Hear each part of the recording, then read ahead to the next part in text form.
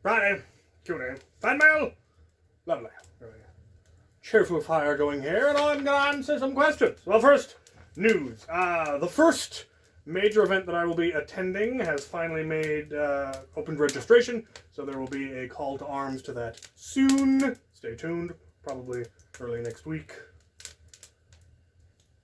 And more to come as more events start happening. Time for some questions. Matthew Luguardo. Do you have a favorite hat? I do! This one! Coziest Galaxy. How can I make a non-mag-fed single-shot pistol mag-fed? Well, you're going to need to add a magwell and a breech. The biggest thing that you need to... One, you need to have something that holds the magazine, and two, you're going to have to seat a dart. The easiest way to do something like... I think you brought up the Volt. You're going to need to either cut a magwell or attach a magwell, and then you're going to have some way to chamber a dart. The problem with the smaller blasters is they generally aren't going to have enough power to clear a particularly long barrel, so you're going to have a short-barreled breech. There are also kits that you can buy or print that will turn like a Jolt or a Big Shock into a magazine-fed blaster. They're pretty nifty, actually. Christopher Goudreau. What brand of camelback would you recommend? Condor. Pretty much all tactical gear. If you ask me what I'm going to recommend, it's going to be Condor. Bernie Davis. Are there any LEGO sets that you aren't interested in, like any particular IP or tie-in? Short answer, no. Brick is brick. There may be like minifigures I'm not particularly interested in, but even then I can usually scavenge arms or legs or hands or heads or something. Other than that, most IP I'm not particularly interested in. Star Wars I do enjoy, and Harry Potter and Lord of the Rings had a lot of basically castle. There were some fantasy creatures, and obviously Lord of the Rings had orcs and dwarves and elves and all of that, which was lovely. But in general, just parts are parts. There aren't sets where I'm super interested in Ninjago or Monkey Kid or things like that. But again, parts are always good. So.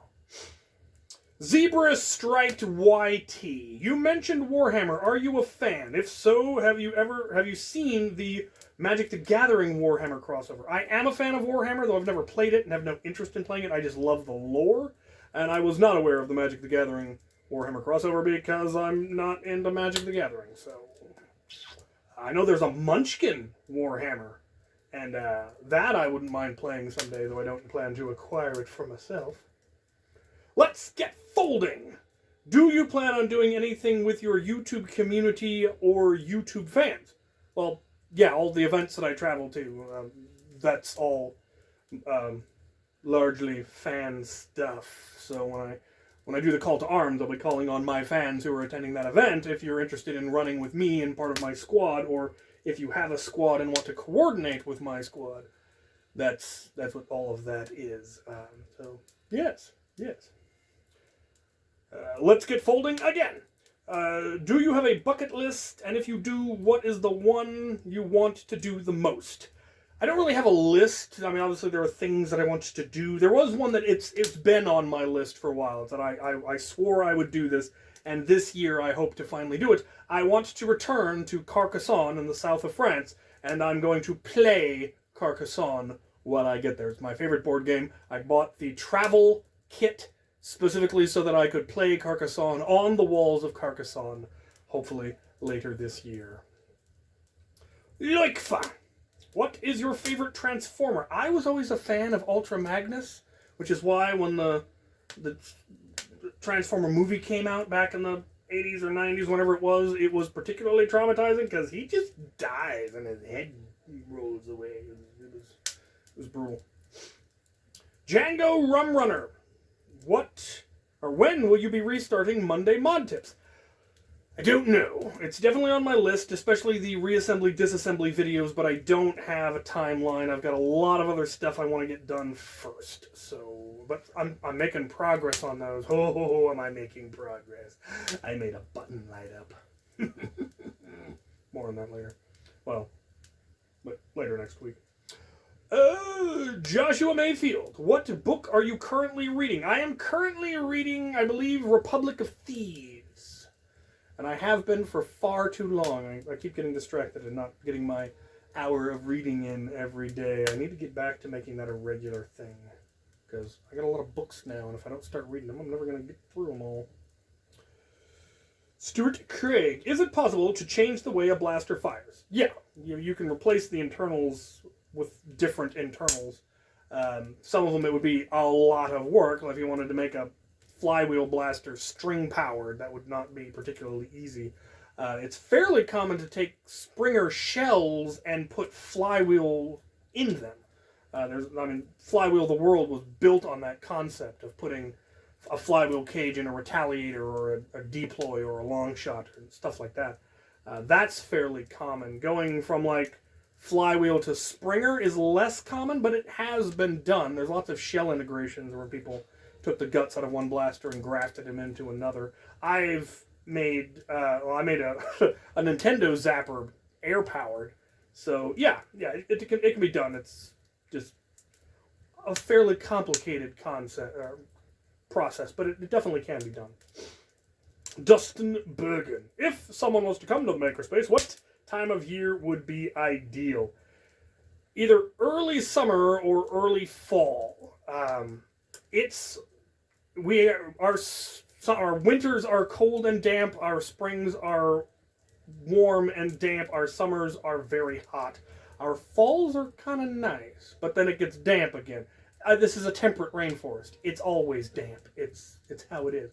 But yeah, spring or fall. Let's get folding again. Man, that's a lot of questions.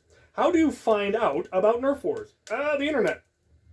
Pretty much the internet. Facebook is pretty much the go-to. Most large Nerf clubs will have a Facebook group. There are also lots of, just in general, Facebook groups. The one I would recommend joining would be the Federation of United Nerfers, or FUN. Because from there you can ask, hey, I'm in this area, are there anyone else in this area? And if there are clubs, then you can find them. And if not, there have been clubs that have formed as a result of people joining FUN and finding out that, oh, there actually are a bunch of people in my town. Let's get this organized. And now they've got full-on clubs that are awesome. So, yeah. And finally, Hummer. I run local events, and the worst part is getting people to stay and help clean up darts. Any suggestions? Yeah, this is something that I can imagine would be a hassle. It's never been much of a hassle for us, mostly because we set the expectation at the beginning of the event that if you participate, you will clean up. You helped make the mess, you help clean up the mess. And we emphasize that it's important because we do most of our Nerf Wars in a public park. And the reason that we're allowed to is because we clean up. If we were leaving darts all over the place and they were constantly getting hit by the lawnmower or the mower when they go through and they're spitting rubber and foam all over the place, there's a good chance that the city would decide to not allow it. But we are very cautious and do multiple sweeps to get everything picked up. We also do multiple sweeps during the day, or during the event. So we'll do a couple of rounds, and then we'll do a big dart sweep. And so it doesn't build up too bad at any given point. So, and during those dart sweeps, it's again, look, we're not starting the next round until these darts are picked up. So you better come help. And again, it's just setting the expectation of, these are, at the beginning when you set the rules, you have to have eye protection. This is the FPS limit. These are the ammos that are allowed. These are the basic rules. You help clean up. And if someone refuses to, don't let them play. It's just common courtesy, essentially. And the trick is to not make it a punishment, but just this is a part of the event. We can do these events because we clean up. If you want to participate, you have to clean up. And to just build that as part of the culture so that everyone just goes and does it because they know they're supposed to. That's the rules. That's the agreement that they've made in helping stay. Rewards also work, especially with little kids. Things that we have done in the past is competitions. Who can pick up the most darts? We also have organized or developed game types that help clean up. So like the very last round of the day will be, rather than shooting your opponent, you're trying to shoot darts into a bucket. And no one is allowed to start with loaded blasters. And so you have to start by gleaning rounds off of the ground and then attempting to shoot them into the bucket for the win. And whichever team has the most darts in their basket wins. And mostly it's just a way to clean up. But yeah, you can do rewards, the most darts picked up, or, again, game modes that are designed around it. It's worth a try. Give it a try. See what works. Because the culture of your club might be different than the culture of our club. And it may just be that because that's always been a part of our club, it's just something that everyone is used to, everyone expects, everyone understands. It's not something that we have to force people to do. They just know, this is what we're doing. We also will usually do a very organized dart cleanup, where we will all, do a police line. Everyone lines up on one side of the field, and we all march forward and clean up as we go. I definitely would encourage you to to bring buckets for people to put darts in. That helps. And yeah, that's kind of my advice.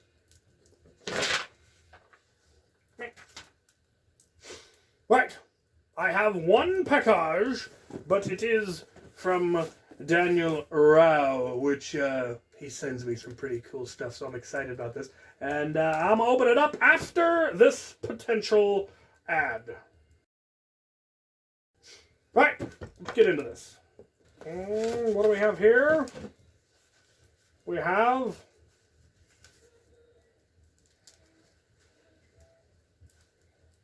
smiley face bags.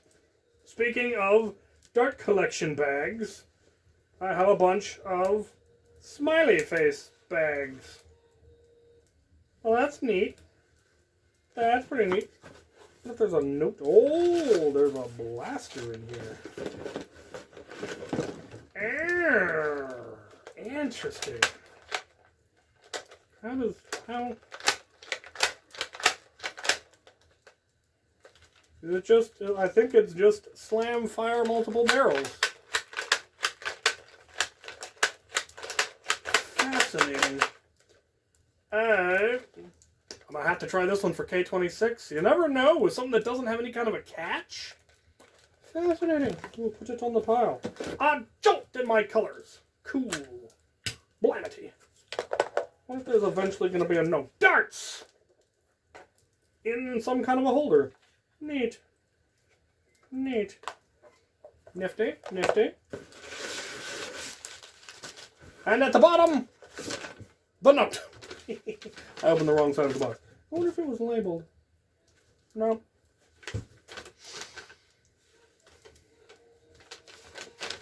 From your favorite place over on the train? Lies. Lies. Idaho border comes your loyal foam-flinging friend, Elder Guardian. Within this box, a jolt in your colors, as I know you train. Would you stop that? Always say you can never have too many. This is true. A group of bags. I'm not sure what they are official Lego, but they can't argue that they sure look like official. I found them for 20 cents a piece, so I couldn't pass them up. It keeps saying train, but I've decided to not toy with my own emotions. The last thing is the best. It's so good I had to include it. To explain the pack they're in, I saw someone on Facebook mention a pack of 5 gum that you can get anywhere, fits 8 full-length darts perfectly. As you can see, they aren't kidding. I use these to keep a handful of darts in my car with a Nerf double strike. Ooh, good choice. Never know when you might have to have a little fun. The blaster itself is so amazing. I knew I had to see your face on camera when you saw the performance. I thought it would be fun to add one of them your special Can Take K26 episodes where you don't know how much K26 will do for it. Enjoy. As always, Elder Guardian, P.S. I figure if I kept train often enough, at least once, I'd be right. Tragically, no. But it's also a little hard to hear over the 3D printer and the fire and the fact that I'm in my house and not in the shop. But, well, let's see. We have darts. We have a blaster. That is true. It does fit the darts perfectly. Let's Let's see what how it do. It shot it, which I wasn't actually expecting it to do at all, so that's better than nothing. This will end up in K26 because I am curious. The cycle shot. That grip is atrocious. It'd almost be better backwards. Alright! Well, there it is. Fire's dying down. I may have to add some more logs to it. Or maybe not. Who knows? Thank you once again for your questions, for the loot, for all your support. I hope to see some of you at events this summer. And as always, thank you for watching.